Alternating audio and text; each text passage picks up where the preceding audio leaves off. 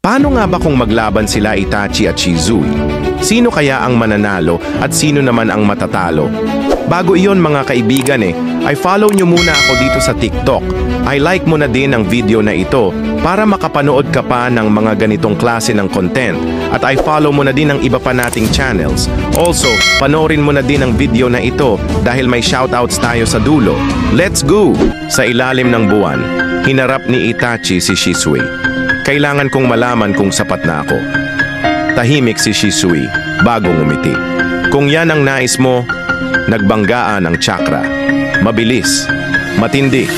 Sa huli, nagtagpo ang kanilang paningin, syaringan sa syaringan. Laban ng respeto, hindi galit. Shisui Uchiha, kilala bilang Shisui of the Body Flicker dahil sa bilis niya, Makoto Matsukami, ang pinakamalakas na genjutsu, kaya niyang kontrolin ang utak ng kalaban nang hindi ito namamalayan.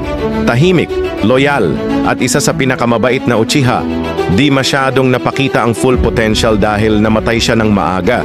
Itachi Uchiha, genius, master tactician, at strategist. May Tsukuyomi, Amaterasu, at Susanoo, kaya sobrang kompleto ang arsenal niya sa offense at defense. Malawak ang experience, naging INBU, pumatay ng buong clan para sa peace. At naging top-tier Akatsuki member, marunong mag-analyze ng kalaban at gumamit ng psychological warfare. Kung maglalaban sila, kung biglaan ang laban at hindi handa si Itachi, may malaking chance na Shisui ang manalo gamit ang Kotoa Matsukami. Kasi pag nakas niya agad yon, kontrolado na niya si Itachi. Pero kung may preparation or alam ni Itachi ang abilidad ni Shisui, posibleng Itachi ang manalo gamit ang kanyang strategy, sharingan skills, at Susanoo.